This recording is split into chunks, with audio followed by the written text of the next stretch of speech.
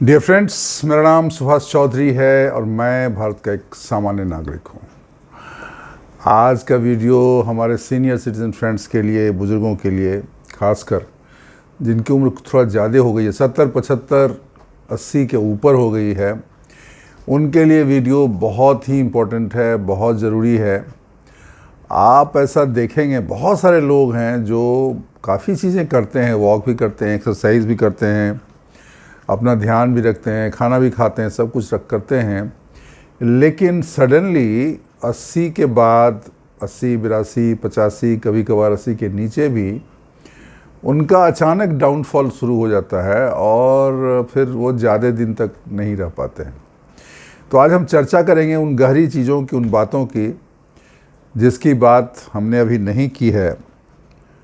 उसकी बात हम करेंगे कि वो क्या चीज़ है जिस वजह से एक ही उम्र के लोग, एक ही माहौल के लोग, कुछ लोग लंबा जीवन जीते हैं, ज़्यादा स्वस्थ जीवन, खुशनुमा ज़िंदगी जीते हैं, और बाकी लोग जो है उनका जीवन थोड़ा दुखी रहता है, बीमार होता है और उनकी लाइफ शॉर्ट हो जाती है। मतलब इंसान एकदम ठीक था, सब कुछ ठीक था, सब बढ़िया था, और अचानक उसका डाउनफॉल शुरू हो जाता है और उसकी डेथ हो जाती है। तो आज हम बात करेंगे ऐसे लॉन्जेविटी हैबिट्स की, 5 ऐसी आदत की बात करेंगे। आप इसको, अपनी आदतों को चेक करिए कि ये आदत आप में है या नहीं है, और अगर नहीं है तो उसको, आदत को डाल लीजिए। ठीक है, ये बहुत इम्पोर्टेंट चीज़ है। और ये जो आदत है ये किस उम्र में ज़्यादा मैटर करता है? व्हेन यू बिकम 65 ऑनवर्ड्स, 65, 68, 70, 72, 75, 80, 85, इस एज में आपको ये चीज़ें का, इन चीज़ों का ध्यान रखना ज़रूरी है। और ये जो विषय है वो एक किसी महिला के, विदेशी महिला के अनुभव पर आधारित है, जिसे 70 साल में, 74 साल में उसको पार्किंसन डिजीज़ हो गई थी। पार्किंसन डिजीज़ आप जानते हैं, बॉडी का कंट्रोल कम हो जाता है। उसे पार्किंसन की बीमारी हो गई, उसको डायग्नोज किया गया, लेकिन उसने ये 5 चीज़ें अपनाई जिसकी वजह से उसका पार्किंसन डिजीज़ भी ख़त्म हो गया over the years. And then she crossed 90 के ऊपर महिला गई, और उनका इंटरव्यू, उनके विचार हैं, जो विचार काफ़ी लोगों के लिए उपयोगी हैं। क्योंकि जब उनसे पूछा गया कि आप तो बीमार भी हो गई थी, तकलीफ़ भी थी, आपने क्या ऐसा किया, कुछ ऐसी चीज़ें बताइए जो बुज़ुर्ग लोग हैं उनके लिए उपयोगी हो और उनके जीवन में एक बेहतरी आए, वो स्वस्थ रहें, लंबी उम्र उन्हें मिले और खुश रहें। तो उनका ये 5 लॉन्जेविटी सीक्रेट है। इसको आप ध्यान से सुनिए और इसको अपने जीवन में देखिए कि आप कर रहे हैं कि नहीं कर रहे। सबसे पहला, बहुत ज़्यादा समय तक बैठे रहना। ठीक है ना, एक्सेसिव सिटिंग। बहुत लोगों का क्या होता है, सुबह तो एक्सरसाइज कर लेते हैं, आधा घंटा, पौना घंटा एक्सरसाइज कर लिया, that is very good, walk कर लिया, कुछ एक्सरसाइज कर लिया, लेकिन उसके बाद वो दिन भर बैठे रहते हैं। ठीक है, घर में ही रहेंगे, रिटायर्ड है तो कहाँ जाएंगे, घर में ही रहेंगे, और फिर वो बैठे रहते हैं। मतलब उनका लंबा चलता है, मतलब 4 घंटा, 5 घंटा सोफे पे या कुर्सी पे या बेड पे बैठे रहेंगे, लेटे रहेंगे। उस बीच में उनका मूवमेंट नहीं होता है, क्यों? उनको मूव करने की ज़रूरत नहीं। खाना खाया, चाय पी लिया, फिर खाना खाने के बाद थोड़ी नींद आती है, थोड़ा सो भी गए, फिर उठे, फिर चाय पिया, फिर खाए, फिर शाम को थोड़ा बहुत वॉक कर लिए, लेकिन बीच बीच में नहीं होता है। तो ये बहुत तकलीफ़ है, ये प्रॉब्लम है। तो उनका कहना ये है, जो महिला थी उनका कहना है, ऐसा नहीं करना है, आपको लंबे समय तक बैठे नहीं रहना। अगर आप, मान लीजिए आपका ऐसा रूटीन हो गया कि घर में ही रहना है, तो एवन हाफ एन आवर या 1 घंटे के बाद या 45 मिनट के बाद आप उठ जाएं और घर में ही थोड़ा चहलकदमी कर लें। अगर आपका, मान लीजिए, मतलब घर टाइप का है, तो आप बाहर थोड़ा सड़क तक चले जाएं, गेट तक चले जाएं, थोड़ा मूव करके आ जाएं, थोड़ा घर में ही वॉक कर लें। कोई फ़ोन आया तो फ़ोन थोड़ा खड़े होकर बात कर लें। तो कुछ नहीं तो आपका, मगर फ्लैट में है तब भी बहुत जगह नहीं रहती है, फिर भी उसमें थोड़ा आप मूव इधर उधर कर लीजिए। मूवमेंट आपको करना चाहिए और लगातार बैठे नहीं रहना चाहिए। मतलब लगातार बैठना मतलब 5 घंटा 4 घंटा 6 घंटा लगातार बैठे ही हैं, वो आपको नहीं करना है, because that is very dangerous. और ऐसा माना जाता है कि कोई इंसान अगर 12 घंटा बैठा रहता है या लेटा रहता है, मैं रात को सोने की बात नहीं करता हूँ, because that is a separate thing, वो तो आपको ज़रूरी है 6 घंटा या 7 घंटा आप सोते हैं, लेकिन दिन में ही बेड पे ही पड़े रहना या बैठे रहना, तो अगर कोई 10 से 12 घंटा पड़ा रहता है तो उसके शरीर को उतना ही नुकसान होता है जितना आप एक पूरा सिगरेट का डब्बा, 12 सिगरेट का एक डब्बा सिगरेट पिएंगे, उससे जितना नुकसान होगा उतना नुकसान आपको सिर्फ बैठे रहने से होगा।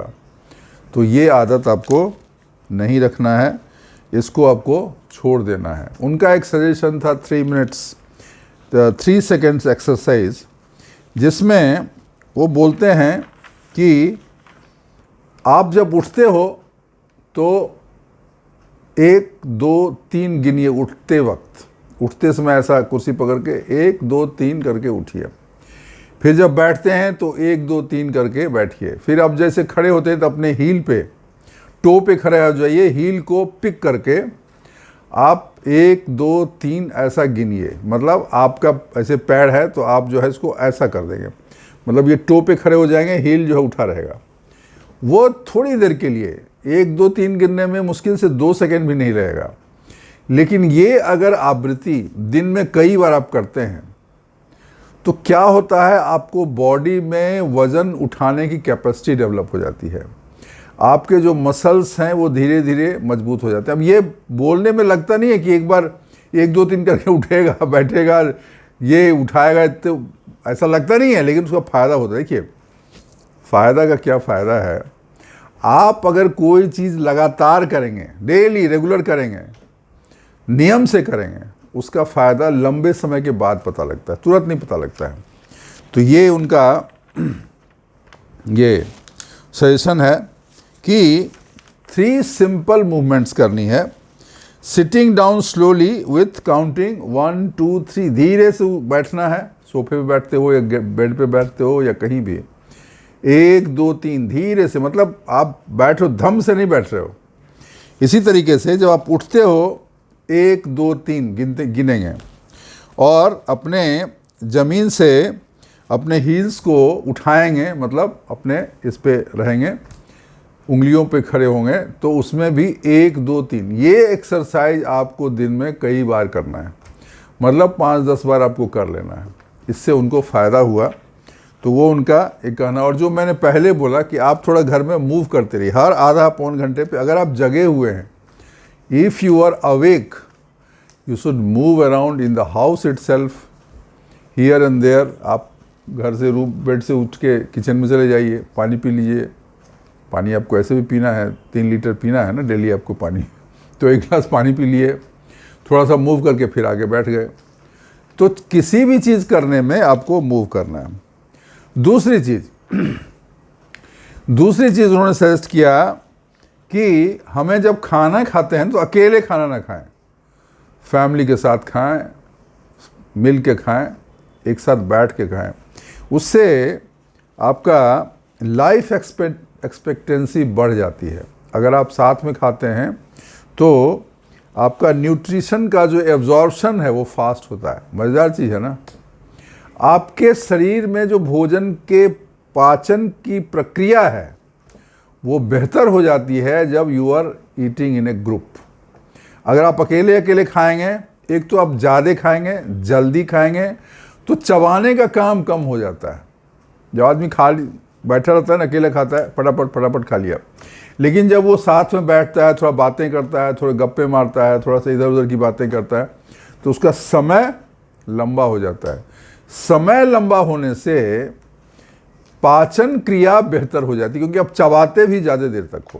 When you take time in eating food, तो आपका च्यूइंग का जो किसी खाना डाल के मुंह में उसको चबाते हैं ना, तो ऐसे अगर 4-5 या 10 बार चबाते हो तो आप हो सकता है 15-20 बार चबाओगे, तो आपको चबाने से उसके जो डाइजेशन है वो इम्प्रूव हो जाता है। That is number 1। नंबर 2, खाना आप जब खा लेते हो ना, मज़ेदार चीज़ है ये, जो फुलनेस के एहसास है कि पेट भरा कि नहीं भरा, वो खाना खाने के तुरंत बाद नहीं होता है। जैसे मान लो खाना आपने खाया और 10 मिनट में आपने या 5 मिनट में खाना खा लिया। मज़ेदार चीज़ है, खाना जब आपने फिनिश किया, जब आपका अंतिम कौर आपने मुंह में डाला, पानी पिया, उसके 7 से 10 मिनट के बाद, ध्यान से सुनिए, 7 से 10 मिनट के बाद आपको एक्चुअल फीलिंग हो कि आप कितना खाए हैं। आप भी देखते होगे ना, पहले जब खाना आदमी खाने जाता है तो नॉर्मल खा लेता है और खाने के उसको लगता है ठीक है मेरा पेट भर गया, लेकिन आधा घंटे के बाद बोलता है अरे यार बहुत ज़्यादा हो गया लगता है। सुना है ना, आपको अपना भी अनुभव हुआ होगा, यार खाना थोड़ा ज़्यादा खा लिया, उसमें खाते हुए पता नहीं चला, टेस्टी था, खाना ज़्यादा हो गया। तो जब आप खाने का समय थोड़ा बढ़ाएंगे ना, भोजन का समय जब आप बढ़ाएंगे तो क्या होगा कि आपको जो फीलिंग है ना वो जल्दी आएगी। उससे क्या होगा, आप ओवर ईटिंग नहीं करोगे। तो ये ज़रूरी है। इसका तीसरा फ़ायदा है कि जब आप साथ में खाते हैं, एक तो आपका सोशल इंटरेक्शन होता है, मतलब परिवार के लोगों के साथ मिलना जुलना, गप सप, और आप कुछ पूछते हो, कुछ जवाब आता है, कोई दूसरा बच्चा आपको कोई पूछता है, आप जवाब देते हो, तो आपकी जो कॉग्निटिव कैपेसिटी है, पहचानने की शक्ति, याद करने की शक्ति, मेमोरी पावर, ये जो है ना वो बढ़ जाता है। नाउ ओल्ड एज में the most important thing is brain, mind. Mind की ताकत ही कम हो जाती है। माइंड की ताकत रहे वो सब कुछ कर लेगा। तो इसके लिए माइंड की ताकत के लिए भी आपको साथ में खाना चाहिए। अगर संभव है, अगर आपके घर में बच्चे हैं, फैमिली है, तो मिल के साथ में बैठ के खाइए, उसका अलग फ़ायदा होगा। 2 चीज़ें हो गई। तीसरी चीज़, ध्यान से सुनिएगा, ओल्ड एज में क्या होता है, आपका वो मसल है ना वो गिरने लगता है, मसल जो है वो कमज़ोर होने लगता है। तो मसल मास जो है ना, मसल मास मतलब बोन की density, it is very important, बहुत इंपॉर्टेंट है।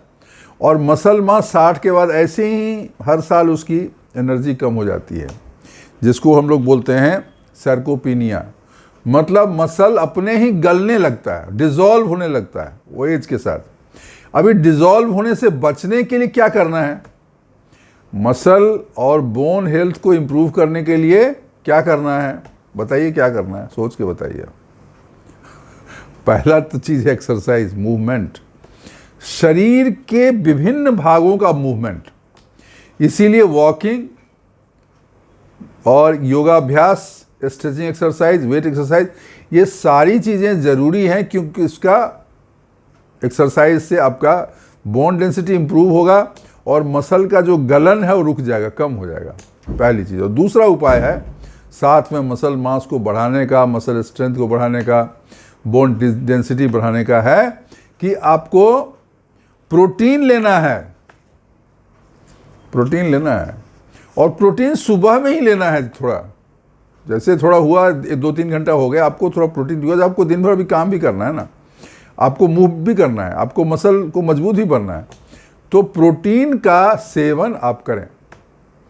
प्रोटीन का सेवन बहुत सारी चीज़ों में प्रोटीन होता है, जितना दाल है, दलिया है, आपका ये चौली है, आपका राजमा है, इस सब में प्रोटीन है। सोया है, soya is the richest form of protein.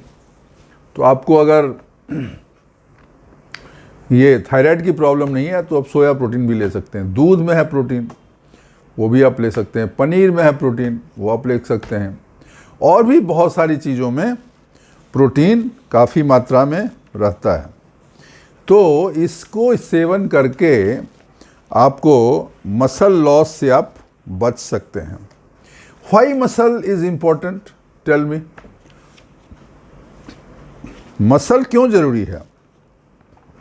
Because muscle जो है ना, इसका फोल्डिंग की तरह काम करता है। मतलब आपका जो बॉडी का वो पिजड़ा है ना, जो बॉडी का स्ट्रक्चर है ना, स्केलेटन है ना, उसको सीधा रखने के लिए मसल चाहिए, नहीं तो झुक जाएगा। कुछ लोग देखते हैं ना, ऐसा ओल्ड एज में महिलाओं का देखा हमने, पुरुषों को भी देखा, बूढ़े लोगों को, ये ऐसा आदमी था, वो ऐसा हो गया, ऐसा हो गया, ऐसा ऐसा, बाद में इतना झुक जाता है। क्यों? उसको मसल प्रॉब्लम है, उसको प्रोटीन का प्रॉब्लम है। क्योंकि अगर शरीर को ऐसा रखना है तो इसमें सपोर्ट करने के लिए, इस फ्रेम को, इस ढांचे को सीधा रखने के लिए क्या जरूरी है? प्रोटीन। प्रोटीन क्यों जरूरी है? कि प्रोटीन जब मिलेगा तो वो जो ढांचा है, वो जो मसल है, वो बराबर से कवर किए रहेगा और शरीर उस ढांचे में फिट बैठेगा। तो स्केलेटन को राइट रखने के लिए, सीधा रखने के लिए, अपराइट रखने के लिए ये जरूरी है। अगर ये नहीं होगा तो प्रोटीन के अभाव में और एक्टिविटीज़ के अभाव में आपका प्रॉब्लम हो जाएगा। आपको एक चीज़ बता देता हूँ,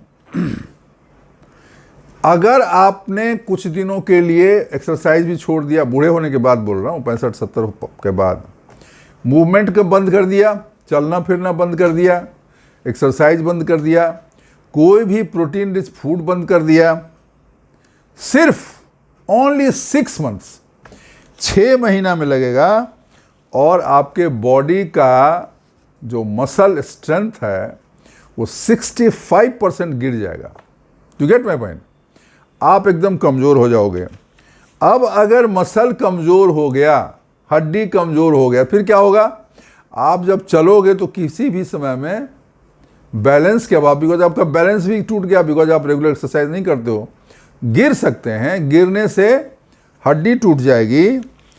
हिप बोन अगर आपका टूट गया 80 के बाद, it is very dangerous problem. Hip की जो बोन है, पीछे की जो हड्डी है ना, वो अगर टूट जाती है तो एक चीज़, आपको एक सर्वे की बात कर रहा हूँ कि अगर हिप बोन 4 आदमी का टूटता है, 80 के एज के बाद की लोगों की बात कर रहा हूँ, तो उसमें से 4 में से 1 आदमी विद इन ए ईयर उसकी डेथ हो जाती है। तो अब आप समझ गए होंगे कि प्रोटीन कितना इंपॉर्टेंट है, उसको प्रायोरिटाइज करिए, रेगुलरली उसको लीजिए। चौथी चीज़,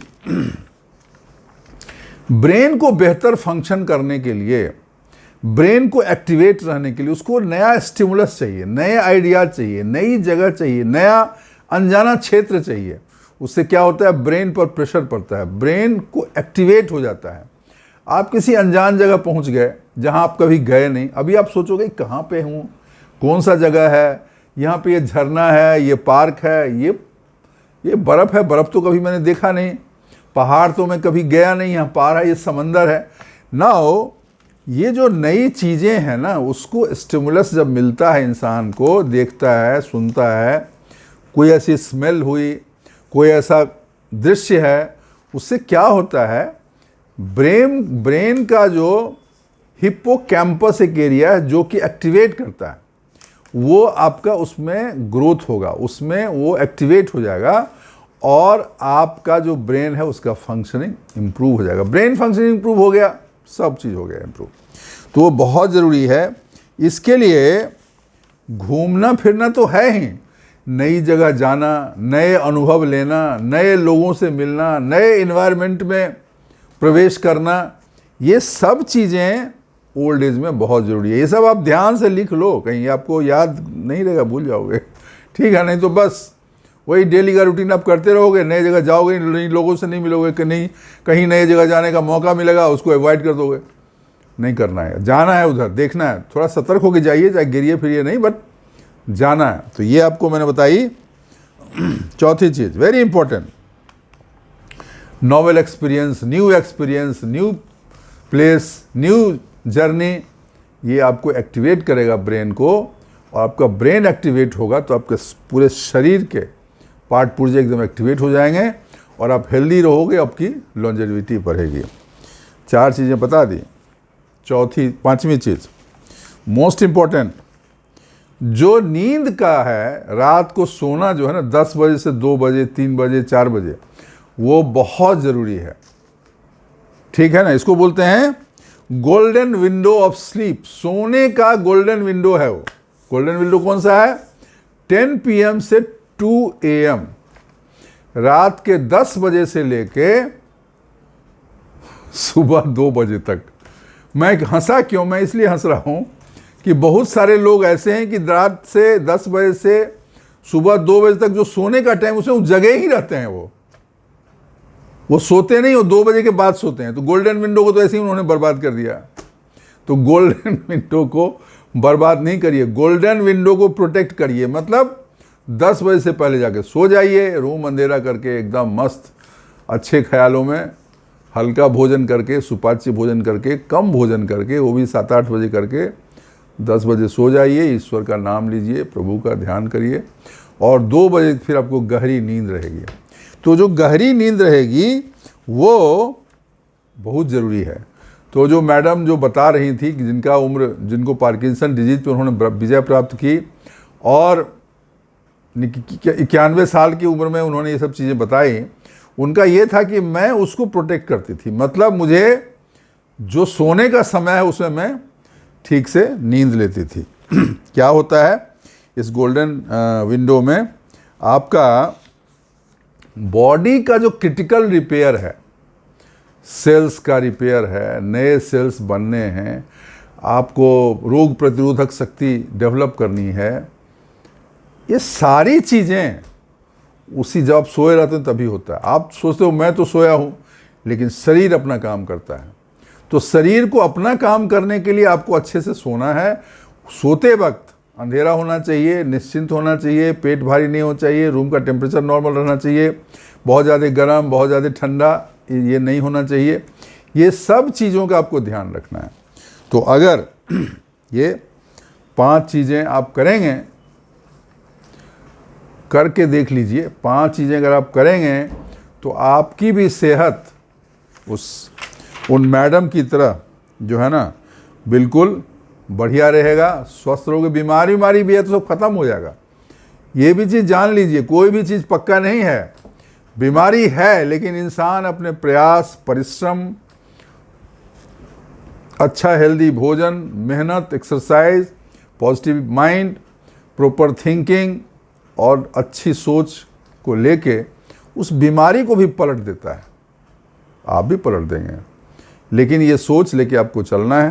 तो दोस्तों, ये अगर ये आपने काम किया, ये 5 टाइनी थिंग्स, छोटी चीज़ है, बहुत छोटी चीज़ है, छोटे छोटे बदलाव हैं, लेकिन इसके नतीजे बड़े हैं ना। बोलते हैं ना छोटा पैकेट का धमाका। तो ये जो 5 छोटी चीज़ें बताए हैं ना, उसको अपने जीवन में अपनाइए और अपने जीवन में खुशहाली का, लंबी उम्र का पटाखा फैलाइए। ठीक है दोस्तों, तो ये आज हमने आपको बताया। तो वीडियो को लाइक करिएगा अगर आपको अच्छा लगा होगा, और इन चीज़ों को लाइक करें ना करें, इन चीज़ों को जो मैंने कहा उसको ज़रूर अपनाइए अपने जीवन में अपनाइए, उसको करिए, पहली चीज़। दूसरी चीज़, चैनल सब्सक्राइब कर दिया है, बहुत बहुत धन्यवाद, थैंक यू। नहीं किया है तो प्लीज़ इसको कर दीजिए, आपका ही चैनल है, आपके लिए ही वीडियो हम बनाते हैं, आपके ही फ़ायदे के लिए बनाते हैं। और फिर से एक बार आपको मैं धन्यवाद देता हूँ। आप लोगों के सहयोग और सहकार और आपके प्रेम की वजह से हमारा जब चैनल 1 लाख सब्सक्राइबर से ऊपर हुआ था, तो यूट्यूब ने as a respect, as a recognition, इन्होंने ये सिल्वर बटन जो आप देख रहे हो इधर, वो हमें भेजा गया था। इसके लिए आपको बहुत बहुत धन्यवाद। और आप अपना सहयोग इसी तरीके से बनाए रखें, दोस्तों के साथ शेयर करें ये वीडियो, और अपने कमेंट्स डालिए कौन सा चीज़ें आप करते हैं, कौन चीज़ें नहीं करते हैं। जो 5 चीज़ें हमने बताई हैं उसके बारे में बताइए। और जाने से पहले 2 लाइन सुना के जाऊंगा, ध्यान दीजिएगा। एक हमारे शायर हुए हैं बशीर बद्र, उनकी शायरी है ये, 2 लाइन ध्यान से सुनिएगा। बड़े लोगों से मिलने में, कुछ लोगों को होता है ना, बड़े लोगों से मिलने में बहुत चाव रहता है। बड़े लोगों से मिलने में हमेशा फासला रखना, बड़े लोगों से मिलने में हमेशा फासला रखना। जहाँ दरिया समंदर में मिला, दरिया नहीं रहता। मतलब दरिया अगर समंदर में मिल गया, फिर वो दरिया नहीं रहता। तो आपकी इंडिविजुअलिटी, आपकी पहचान ख़त्म हो जाएगी अगर आप केयरफुल नहीं रहोगे। तो बड़े लोगों से मिलने में हमेशा फासला रखना। जहाँ दरिया समुंदर से मिले, दरिया नहीं रहता। तो दोस्तों आज इसी के साथ वीडियो ख़त्म करता हूँ। आप लोगों का बहुत धन्यवाद, शुक्रिया, थैंक यू।